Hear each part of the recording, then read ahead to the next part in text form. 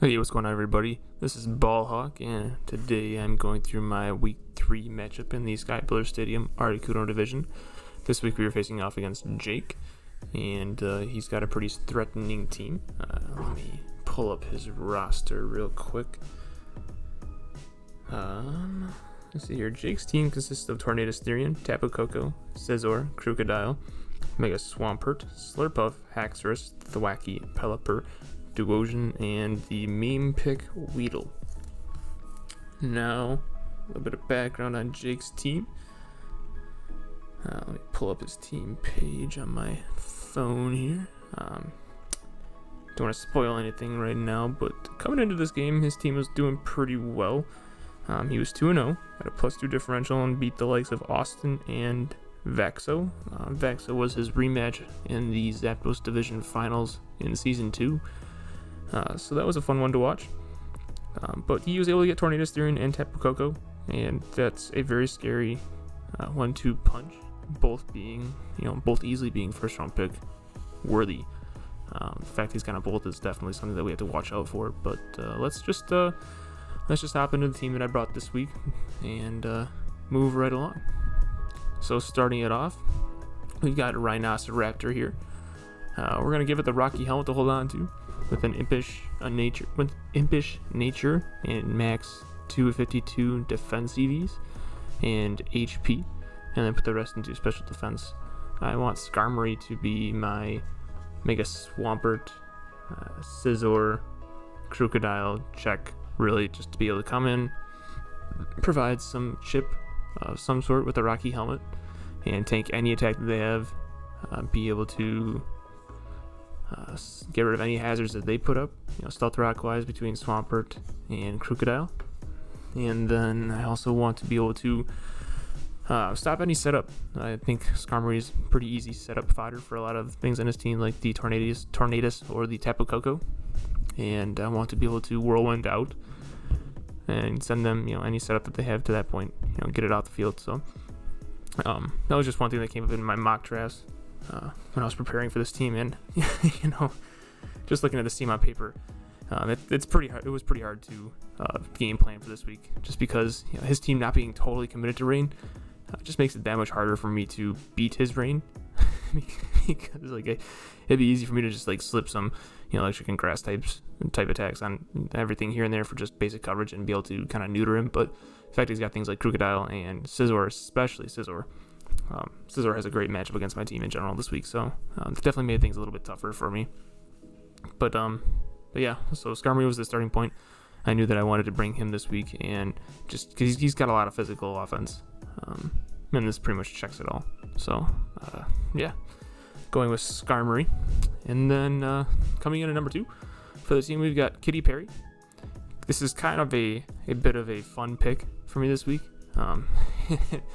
I knew the first 5 that I wanted to bring in this game, but Liepard here, the Kitty Perry, was kind of a last decision. I threw together and put this set together within a few hours of the game actually getting played. I was kind of going back and forth between do I want Cofagrigus or do I want Vikavolt, and I ended up settling on Kitty Perry. Reason being is that he's got a lot of physical offense, so Kitty Perry's foul play is going to do a solid chunk of chip whenever I'm able to get it off. The other thing I can do with this is really gimmicky. That's something I learned from Rom in our WPF games, is that if you're able to trick a full instance or a legging tail or anything like that, it's going to annoy a lot of things that want to be fast. If you're unfamiliar, what legging tail does is it makes the holder move last in its priority bracket. So if both of us aren't using a priority move, I'll be going first if they have the legging tail, and so on and so forth. So and same thing goes if they're using a priority move and I'm using a priority move, my priority move will be faster if they're in the same priority bracket. So just to be aware moving forward. But that was the gimmick with this Liepard set, is I was planning to I wanted to trick the legging tail onto either the Tornadus, but more ideally the Tapu Koko. I think Tapu Koko threatened my team a little bit more than Tornadus Therian, but both are threatening in their own right, being very good setup options. So Tapu Koko just kind of neuters my entire team. So being able to outspeed that and erase it as early as possible is ideal. So the goal with this was to trick the Lightning Tail onto Tapu Koko. Foul Play is the chip of choice, chip move of choice for Liepard this week. Sunny Day is there to just annoy his rain. I know he's going to bring Pelipper and make a Swampert just because they have a pretty good matchup against me. And so if I originally thought about going Seed Bomb instead of Foul Play, but Seed Bomb just did a little bit of an underwhelming amount of damage in comparison to Foul Play. That just didn't make sense. And Foul Play gives me more options against the rest of his team. So, and then U-Turn is just to get out of there and form momentum. And we're going to go with a 323 speed. And what that does is it allows Liepard to outspeed his Haxorus. And be able to hit it pretty hard with Foul Play. And then just put the rest into max HP, and whatever's left I put into physical defense because his team is just more physically oriented. And it'll allow me to most likely live a U-turn coming from Scizor. Moving on to Starscream, holding Soldew with the Levitate ability, giving it Draco Meteor, Psychic, Mystical Fire, and Recover. We're going to go with 152 speed EVs with a Timid Nature to hit that 323 speed for the same reasons as Kitty Perry was at 323. And then max special attack and putting all the leftover EVs into the physical defense for the same reasons as we did it with Kitty Perry. This was something that kind of took a little bit of honing in to figure out ultimately what I wanted to do with Latios. Playing around in mocks with Boot, we had the idea of running Utility Umbrella. However, the reason for that being was that we thought, well, the Utility Umbrella might allow us to hit things for regular damage where they otherwise would be hit for weaker damage in the rain. So ultimately I wanted to use Mystical Fire to get rid of Scizor. The thought process was that if I had the Utility Umbrella on Latios, Scizor wouldn't be affected by the rain, so Mystical Fire could hit it for regular damage. That was not correct. A little bit more research suggested that the Mystical or the Utility Umbrella would have to be held by the Scizor in order for Mystical Fire to do that, and it just seemed a little bit too gimmicky to try to trick an Umbrella onto Scizor, so I opted to go for the just stick with the Soldew to hit as hard as I can with Draco Meteor and Psychic. And once Scizor has about, I think it's like 40% chip or HP left, Mystical Fire is going to KO it anyway, regardless of rain being up. If there's no rain, then I think it'll do 70 to 89%, I think was the calc range. So Mystical Fire is going to hurt a lot on the Scizor. And the Soldew is just to give me 1.2 times power on the Draco Meteor and the Psychic without having the hindrance of the Life Orb HP chip. Moving on to the fourth member of our team, Miss Dumpty. Miss Dumpty is going to hold the Eviolite with the natural cure ability to be able to ward off any toxics or paralysis or anything that they want to throw my way. We're going to go with the standard 248 HP, 252 defense with a Bold Nature, and the remaining 8 into special defense. And Chansey is going to run Seismic Toss, Stealth Rock, Soft Boiled, and Teleport. Chansey is able to take a surprising amount of physical attacks from his team. It does it a lot better than I thought it would. It can, as long as rain isn't up, it can go toe-to-toe with Mega Swampert. And it can easily hit it with Seismic Toss and Soft Boil back up for a number of turns, and then hit it with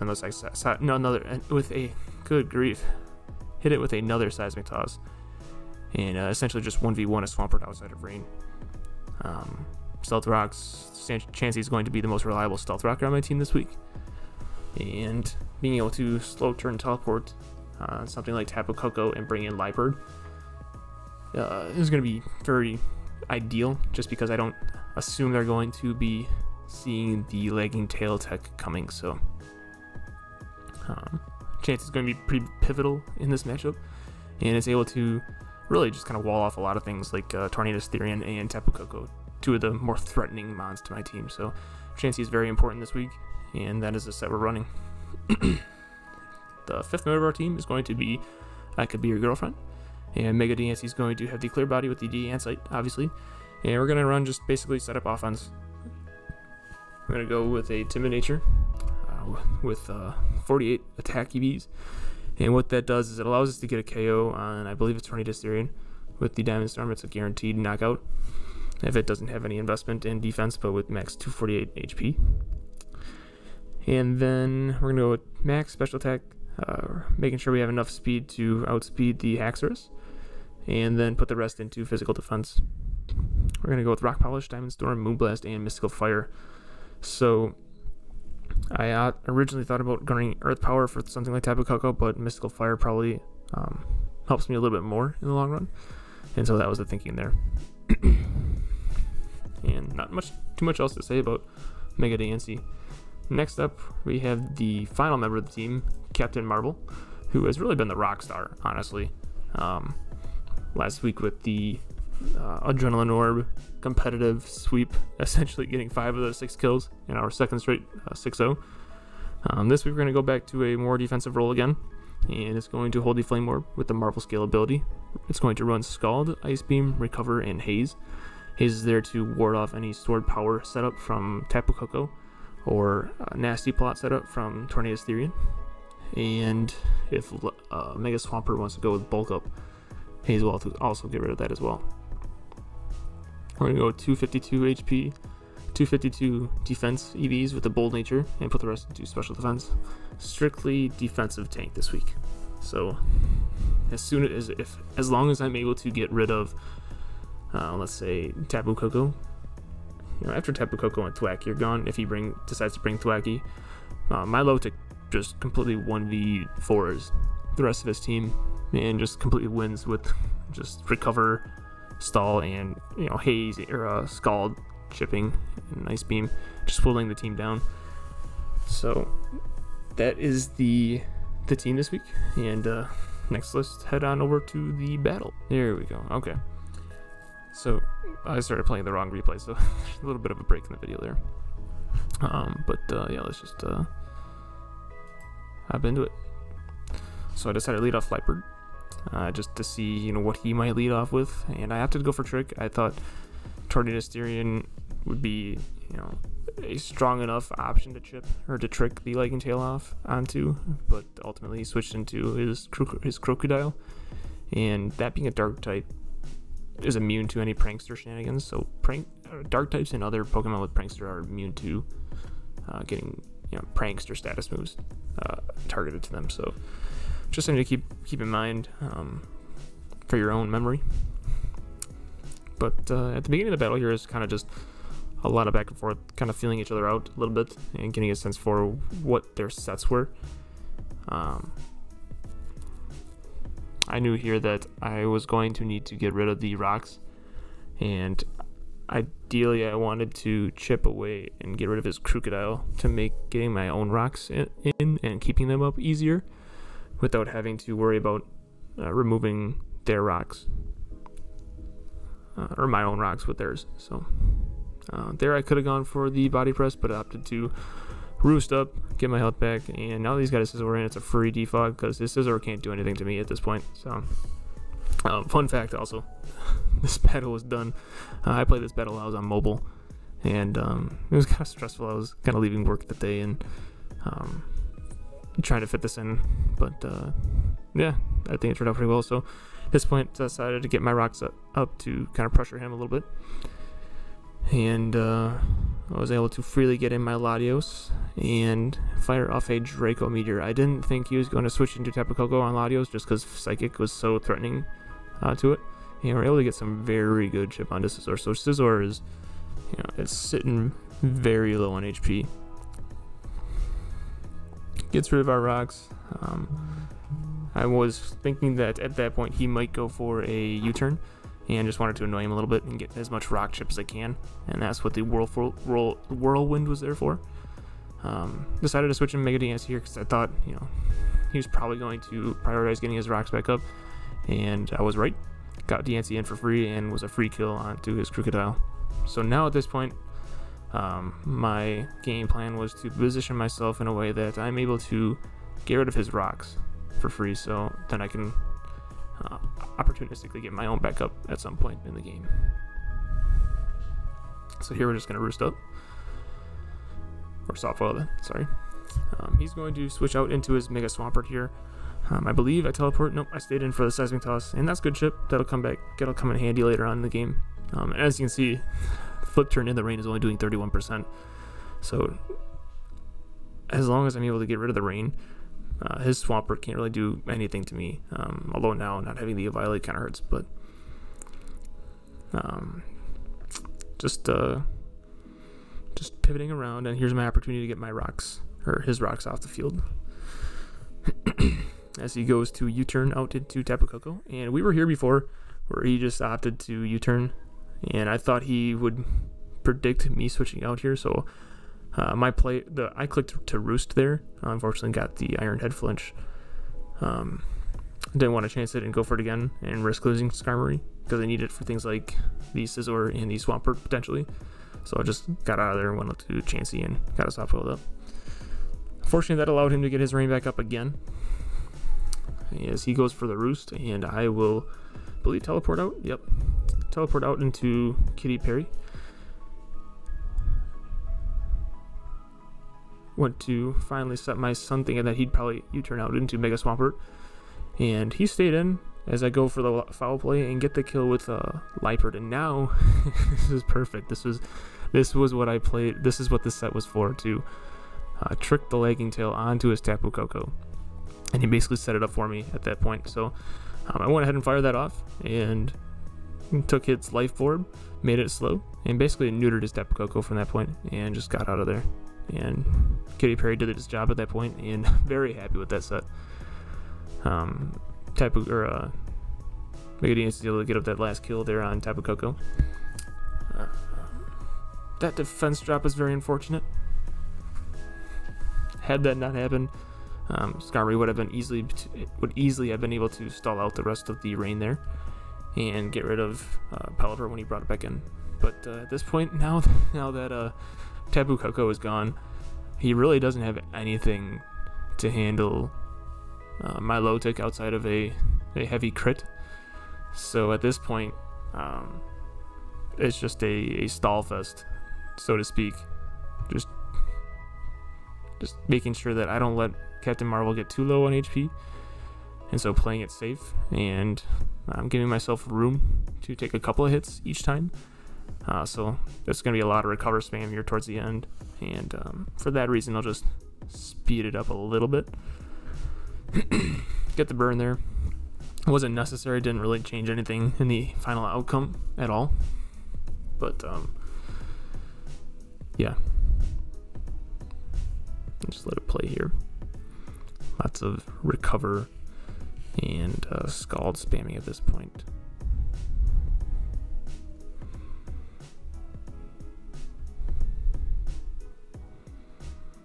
There's another kill for Captain Marvel.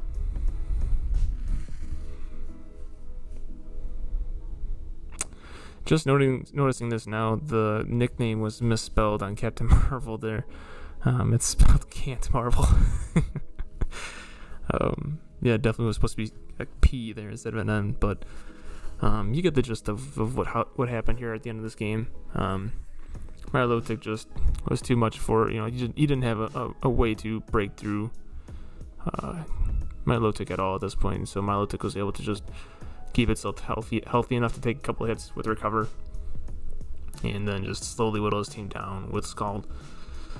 So I wonder, one thing that I kind of want to look up after this is what Darkest Lariat does with respect to Marvel Scale, but I'm sure it probably still, I don't think that the Marvel Scale counts as a boost, a stat boost, so probably doesn't affect it at all. But yeah, really surprised about how little that Ice Beam did to Tornadus. But yeah, that was the game. I don't think that this will ever happen to me again in my draft playing days. This is my third straight 6-0 in the Sky Pillar Stadium. I never had a single 6-0 before the streak began, let alone now having 3 in a row. It's kind of incredible. I don't know what's happening. I mean, maybe I'm just being more patient and playing a little safer, smarter. But my tech has never really worked this well. Last week being the Adrenaline Orb competitive Milotic, and this week being the Prankster Lagging Tail Liepard kind of shining and saving the day against Tapu Koko. Tapu Koko definitely would have been a bit more of a menace this game had it not been for that. So, good game to Jake, and yeah, it was a fun week. Had a really hard time prepping for his team, but he drops a 2-0. We move up to 3-0 at a plus 18 differential, and yeah, looking forward to week 4. Look out, Austin. We play him next, and will the streak of 6-0s continue? Find out next week. Thanks for tuning in, guys. I'll see you next video. Peace.